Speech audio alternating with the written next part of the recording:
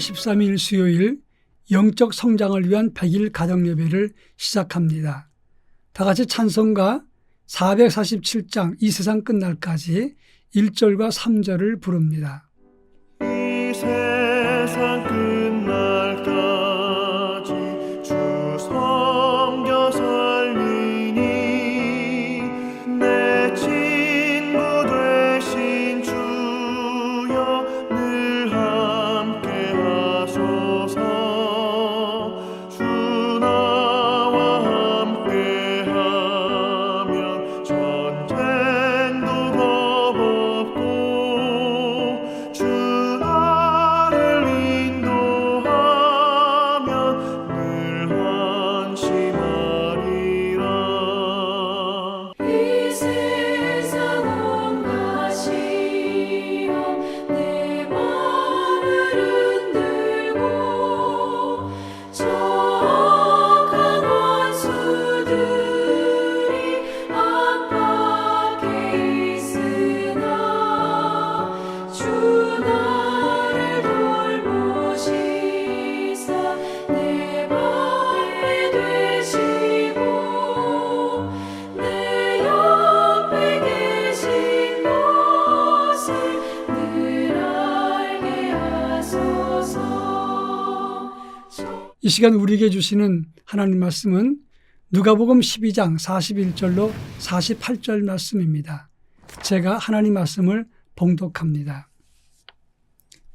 베드로가 여짜오되 주께서 이 비유를 우리에게 하심이니이까 모든 사람에게 하심이니이까 주께서 이르시되 지혜 있고 진실한 청지기가 되어 주인에게 그 집 종들을 맡아 때를 따라 양식을 나누어 줄 자가 누구냐. 주인이 이를 때 그 종이 그렇게 하는 것을 보면 그 종은 복이 있으리로다. 내가 참으로 너희에게 이르노니 주인이 그 모든 소유를 그에게 맡기리라. 만일 그 종이 마음에 생각하기를 주인이 더디 오리라 하여 남녀 종들을 때리며 먹고 마시고 취하게 되면 생각하지 않은 날 알지 못하는 시각에 그 종의 주인이 이르러 엄히 때리고 신실하지 아니한 자의 받는 벌에 처하리니 주인의 뜻을 알고도 준비하지 아니하고 그 뜻대로 행하지 아니한 종은 많이 맞을 것이요 알지 못하고 맞을 일을 행한 종은 적게 맞으리라. 물은 많이 받은 자에게는 많이 요구할 것이요 많이 맡은 자에게는 많이 달라 할 것이니라. 아멘. 예수님께서 공생애를 지내실 때 많은 교훈과 비유와 은유의 말씀을 주셨습니다. 근데 그 대부분은 그 당시 종교 지도자들의 외식과 교만과 진실되지 못한 모습을 보고 비유의 말씀과 책망을 하셨던 것입니다. 그러나 오늘 누가복음 12장에 나오는 비유의 말씀은 주로 제자들에게 주신 말씀이라고 할 수 있겠습니다. 특히 누가복음 12장 35절부터 48절까지에는 세 가지 비유가 나타나 있습니다. 먼저 35절부터 38절까지에서는 주인을 기다리는 종의 비유를 말하고 있습니다. 39절부터 40절은 집주인과 도적의 비유를 말씀하고 있는데 이 두 비유는 언제 주인이 올런지 도둑이 들어올런지를 모르니까 깨어있으라 그런 의미에서의 비유입니다.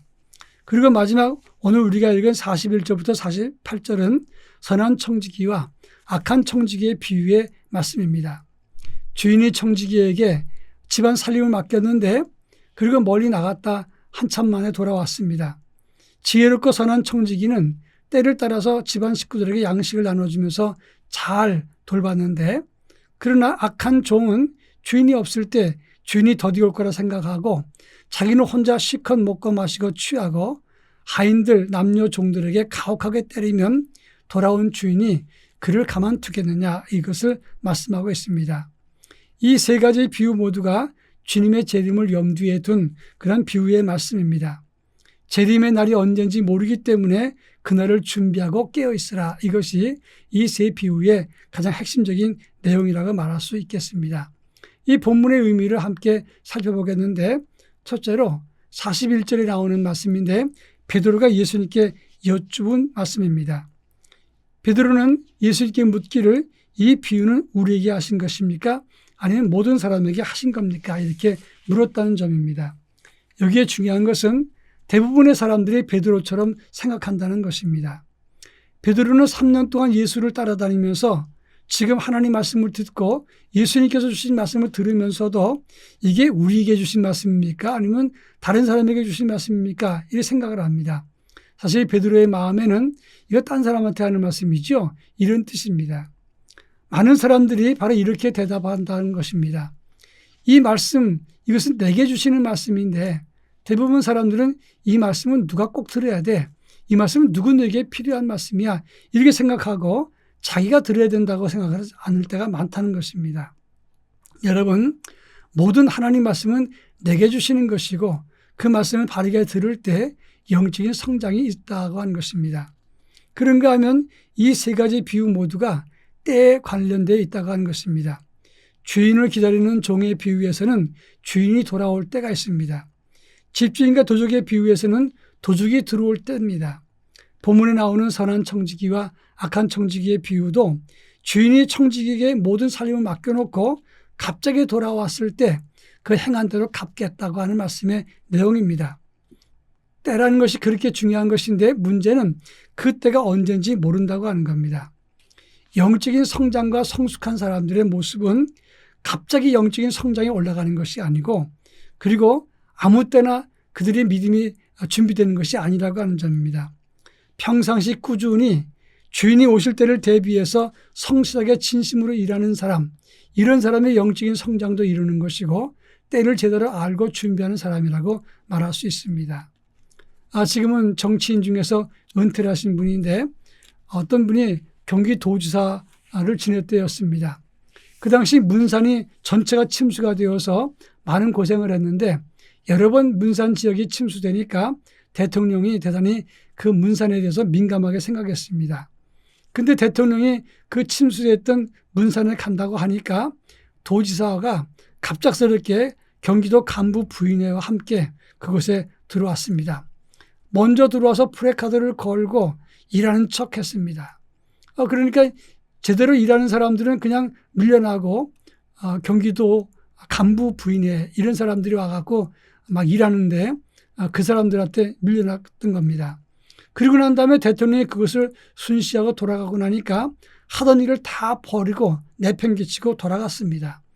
그때 그 일을 하던 사람들이 얼마나 많이 지적을 했는지 신문 기자에게 포착이 되어서 이것이 뉴스에 나왔다가 전 국민의 비난을 산 적이 있었습니다. 그렇습니다. 세상 일도 그렇지만 영적인 일도 마찬가지입니다. 지금 사람들 눈에 보이는 것만 하려고 하는 것, 사람들 눈에 띄려고만 하는 것, 그런 자세로 일하는 것은 엄밀한 의미에서 하나님의 일에 적합하지 않은 것입니다. 오늘 본문 비유에서 나오듯이 사람들이 보든 안 보든 주님이 지금 당장 오시지 않아도 최선을 다해서 지금 성실하게 살아가는 것, 이것이 때를 준비하는 사람이고 성숙한 인격과 믿음을 가진 사람이라고 말할 수 있습니다. 이제 마지막 46절부터 47절에 보면 46절에서는 생각하지 않는 날에 주인이 오신다고 말씀을 했고 47절에서는 주인의 뜻을 알고도 행하지 않은 종은 많이 맞았다 이렇게 말씀하고 있습니다. 평상시에 성실과 근면과 열심히 몸에 붙어있는 사람은 하나님이 그들을 도와주시고 기적을 베풀어 주시고 더하는 은혜를 주십니다.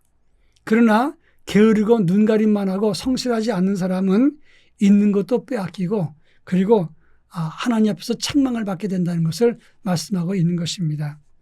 영적인 성숙은 자기에게 맡겨진 일 하나님 앞에서 행하듯이 누가 보든 안 보든 성실하게 행하는 사람들입니다. 이런 영성과 믿음을 가질 수 있기를 바랍니다. 다 같이 기도합니다. 사랑 많으신 하나님 아버지, 주님 승천하신 이후 지금까지 주님의 때는 늘 기다리고 있지만 오지 않고 있습니다. 그러나 그 때가 언젠가가 중요한 게 아니라 지금 당장 내가 주의 일에 최선을 다하는 것이 중요한 일이오니 저희들에게 참된 믿음과 성숙함을 주셔서 지금 현재 내게 주어진 일에 최선을 다하고 성실하게 주의 일을 감당할 수 있도록 은혜를 더하여 주옵소서. 예수님의 이름으로 기도합니다. 아멘.